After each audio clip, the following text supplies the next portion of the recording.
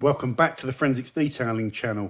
Do not forget to subscribe. Today we're doing a technical video on polishing. So if you've been following the channel, we've had the wheels off this car and coated them, put a ceramic Geon tyre dressing on there, done the arches, done the brake calipers, and they're looking really nice and sort of, they're just looking clean and good, which is what it's all about. And then we've done another video where we've gone over the car with the Ferreclar G3 clay cloth, which is really important. This thing over here, it's just about dry now, which saves a lot of time, but we did use a bit of clay as well. So we've got a clean and lovely silky panels all the way along the car. Now the trade-off for that is when you do clay and you feel that roughness in your paint, our lovely paint that looks flawless here, if we get a better light on there, oh, the camera, yeah, you can see it, that. We've got really fine marring, and that's when you hear that sort of scratchy noise when you're claying, you're lifting stuff that's embedded, that's what you get.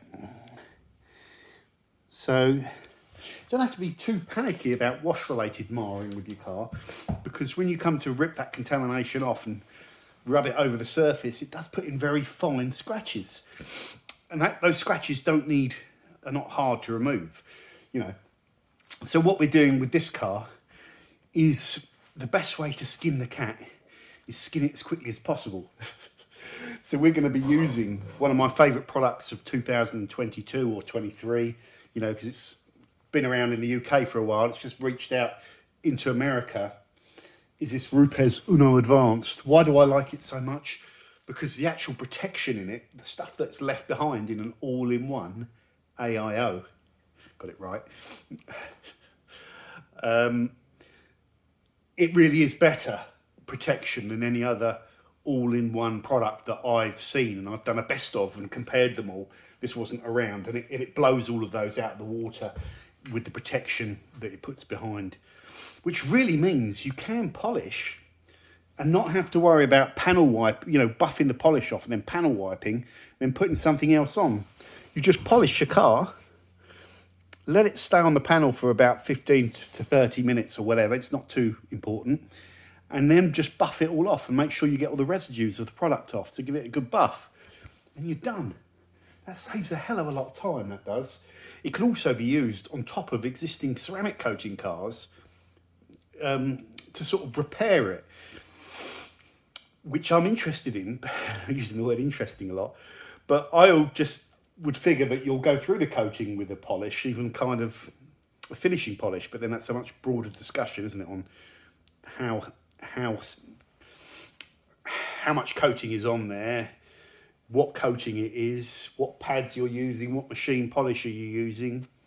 But so the fact that it can perhaps prepare a coating means that it's a very light finishing polish in my mind, which is how they describe it, maintenance polish. So that's perfect for me because I just want to minimise the amount of cuts, you know.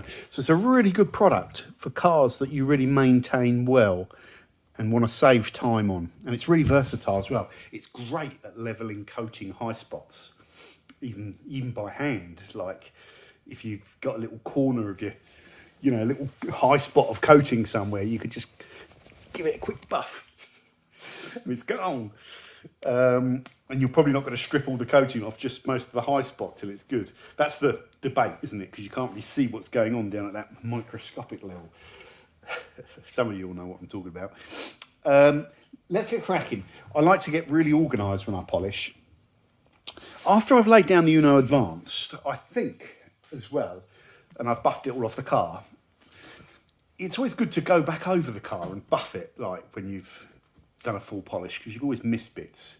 And in winter, it's bad light, and I don't really want to take the car outside.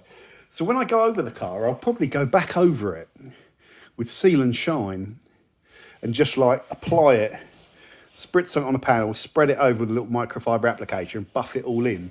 And then that just means I'll get any little bits of polish that I can't see because I haven't got the right light on it or whatever off. And it will also mean that this stuff, it will like turbocharge the protection, I think. I don't know, I'm going off piste. I haven't tried that combo.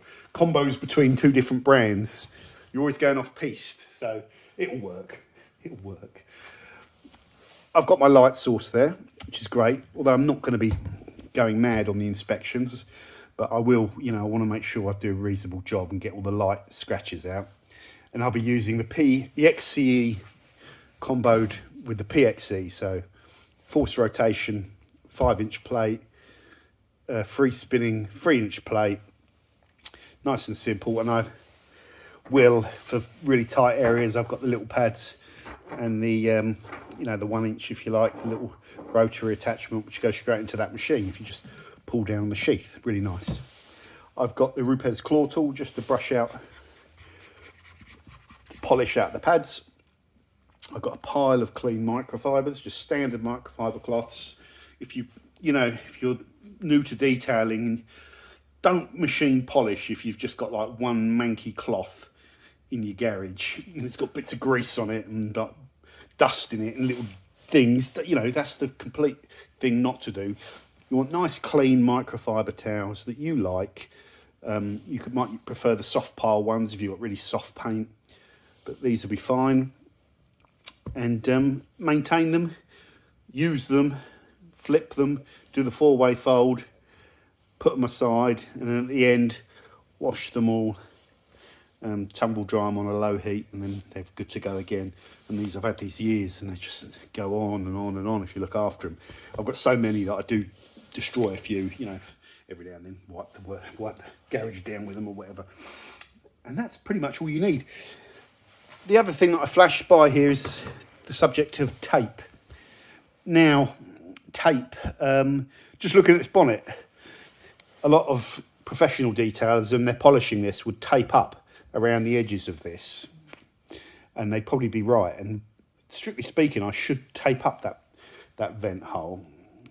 Why? Because when you're cutting, you know, right up to it, you're going to probably cram polish all in there. You're probably going to, it might stain, you know, if you let the polish dry on this thing. And sometimes if they're rubber, you'll pull dirt off of them, even if you think they're really clean. This is plastic, so it's okay. You could just polish up to it, because we're using a finishing polish, essentially. We're not using quite as much. So we're not going to be caking it in polish. There's not going to be dust going everywhere. So we could just polish up to it. What other things should you really be taping up? Well, if you look down the side, you should probably be taping up things like that. But if you get the mini out, polish it, and then you just buff. If you just clip it and put a bit of footprint of polish on it, then you can just buff it off. A little bit of polish on that and a shine will actually be fine. But you get the idea with tape. You'd really probably, you know, it depends on the car, especially with older cars, with the rubber trims down the side and stuff. Tape can come in really handy, in fact essential. This car, it's not too bad actually, because you even look at something like this, you probably want to tape there, because if you polish over that, you're going to put all the polish in there, and that has got a rubbery feel to it, so you will pull dirt off that. So you probably want to tape that. You could get away without taping that door. You know, you'll end up putting polish in there, so you might just want to tape up to there. This is all the things that make interesting discussions. Really, taping should speed things up and make things safer, and it shouldn't take you long. I'm not going to tape any of that up because I want to polish all of that. So there's not too much to worry about with taping on this car, actually. I can polish up to that line. Yeah, interesting. If you want to polish this black stuff, you're probably better off just putting a glaze over it, like a bit of poor boy's black hole. Or you could use the rupes by hand and just let it cure on there and buff it, and it'll improve the appearance. So I could probably get away without taping that. You really do want to sort of rock over that bit though and polish that channel. So yeah, it's all little things. Polishing this out, you know, you could get a polisher in here and polish this. Fingerprints are a bit greasy, sorry. Let's just buff that clean. And then you can use all the clever attachments, you know. That's a bit of a pain. That'll slow you down, that will. So yeah, the sky is the limit, guys. You've seen me talk about polishing millions of times. How long do I want to spend? Well, today I want to polish the front bonnet, the two wings, and the front bumper, and that's it. And I want to spend about an hour and a half, 2 hours doing that, which is reasonable. I can do a really good job in that time. Just make sure I work the edges properly. You know, always want to get the edges, and then really do a good slow job and just let that machine do its thing. I'm not removing much clear coat, hardly any, but just taking out those fine swirls. You've got a thick channel there, so you want to probably go up there with the 3-inch and then probably really polish that section with the main 5-inch force rotation. That would probably be the best way to do that. So it's things like that. Okay, I'm just going to pause the camera. Okay guys, so we're back and we're ready to start polishing now. So we give this product a good shake up, which I've actually already done, but I'll do it again. Just to make sure it's all a bit more homogeneous. Sorry. We're gonna talk about priming pads. Really, I should prime this pad, shouldn't I? But we'll prime it, I suppose, by just getting it going. Well, shall we? Let's just spread some of that. Just give ourselves a better spread.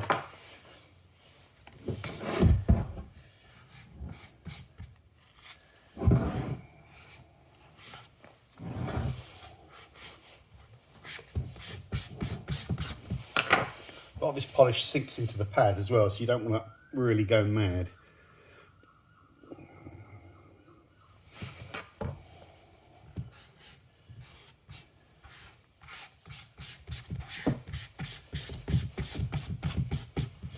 Okay, we'll just put a tiny bit more on.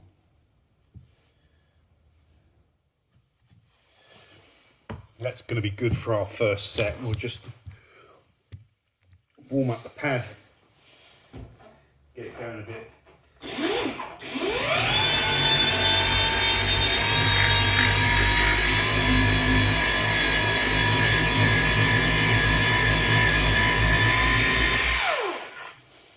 Okay. So now we're ready to start polishing. I'm just putting a little bit more on. And then we just do our normal set piece. Let's put the camera here so you can get a good view of this. I'm going to do that bit with the Mini, so I'm just going to stick to the flat bit. It's very cold, so the pad is quite stiff. Ooh. Nice scratches there. Well, these scratches all...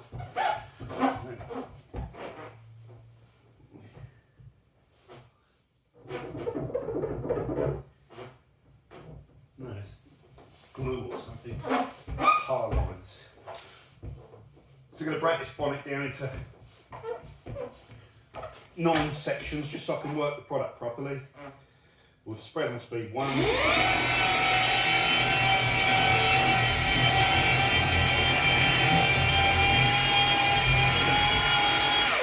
So we've got our little thin film of polish. We'll crank up to speed 5 and we'll polish. And I want to give this all a good hit. I want the whole bonnet to be nice and glossy. So it's going to be a nice controlled set. We're probably going to do about 4 passes.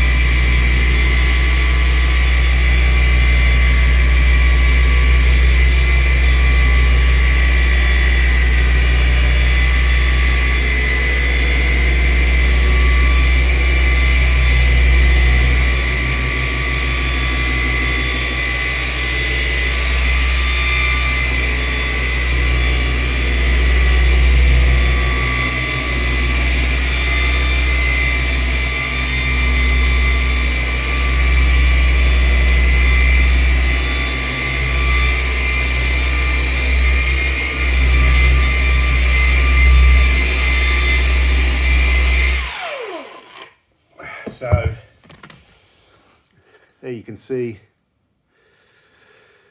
how easy it is. Very, very easy. And we're going to leave that polish on there, which is cool because I can see where I've polished up to really, and just extend out from there and work my way around the bonnet. I'll just pause the camera and I'll come back when this polish, I'll probably carry on polishing a little bit. I'll come back when this is ready to buff and show you the buff, which is really nice.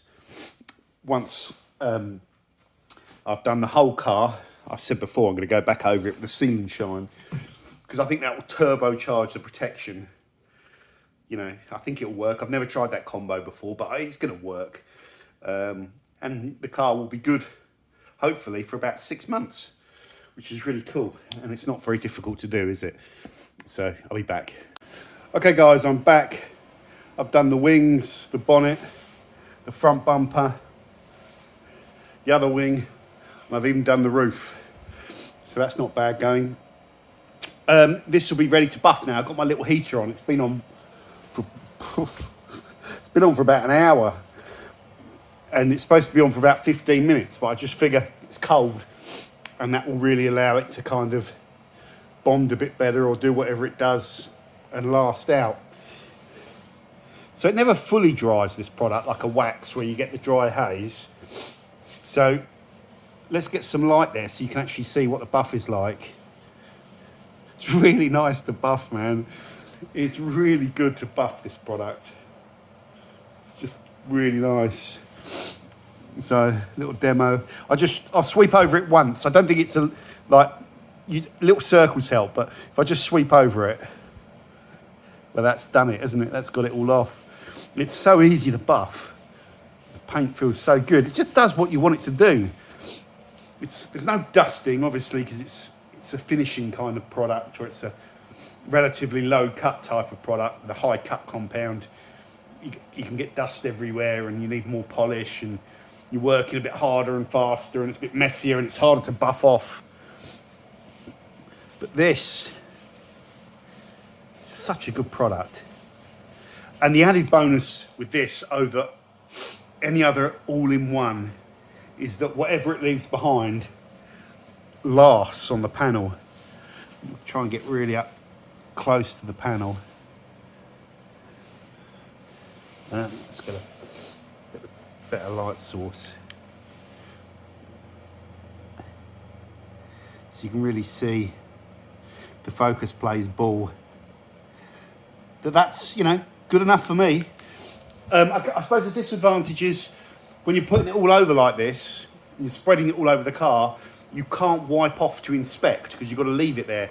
So you could just do your first set and just wipe it off and have a look and make sure you're kind of happy with the, you know, that it's not something hasn't gone wrong and there's still loads of swirls in there. Or you might have a really swirly car and this product might not be the most suitable thing to cut out those swirls. So it could be that false expectation that you're expecting it to perform miracles. No, I mean, if you've got swirls all over your car, you know, then you're best off cutting and then finishing with that, which takes a lot longer, but there's no way around that, unfortunately. So let's just carry on buffing this. Really nice. Go right the way up to that edge. Just gentle.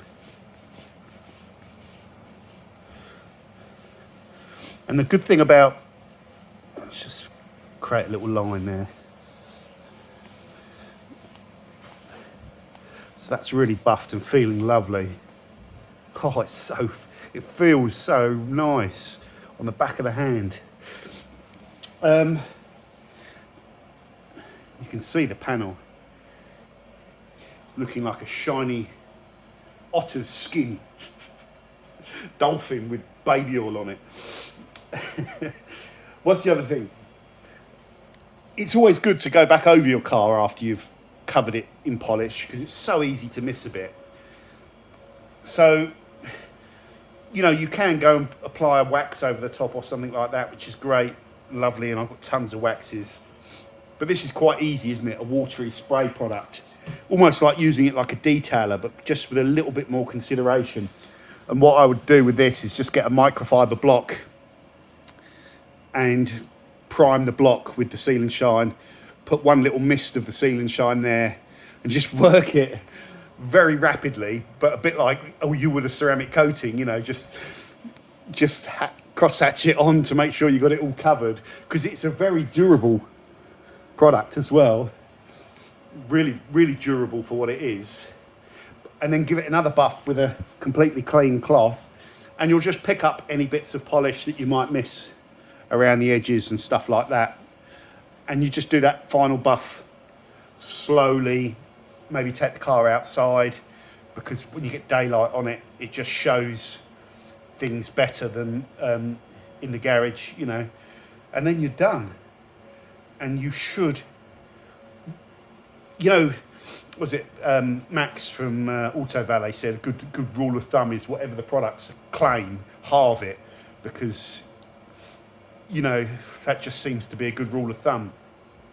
But you will, if you do this, polish with the Rupes Advanced and then spray on the Seal and Shine. I say you will. I haven't tested this combo, but you should be getting, you shouldn't have to do this again for 6 months unless you want to. You know, it should get you from that 6 months up to a year, potentially, with that combo. And yes, when you're drying the car, you can just put a little spritz of this on the panel and then towel dry it down, and it just maintains that slickness. I was chatting to Ryan, one of the detailers at Fresh Layers, about I'd used Geon Primer with Seal and Shine, and after 3 or 4 washes my paint was still so silky. Just washing it down, spritzing a little bit on, that's on the E36, really seems to work well. What you don't want is 2 or 3 washes down the line for your paintwork to feel rough, you know, and sticky and stuff like that. And you just want it to feel like it's kind of got that protection there and it's maintaining it. So it's pretty simple, and that's a really good combo, and it's reasonably affordable. It'll take you a long time to get through a litre of this, and this stuff's cheap as chips. So there you go. Thank you for watching. Let me know what combos you like, but Geon Primer and Seal and Shine is great, and I think this Rupes Advanced is going to play very well with Seal and Shine as well. There's no reason why it wouldn't. So there you go. Take care, don't forget to subscribe, and I'm going to carry on. I'm going to buff all this front down and carry on. Freezing cold, not too bad. Anyway, bye.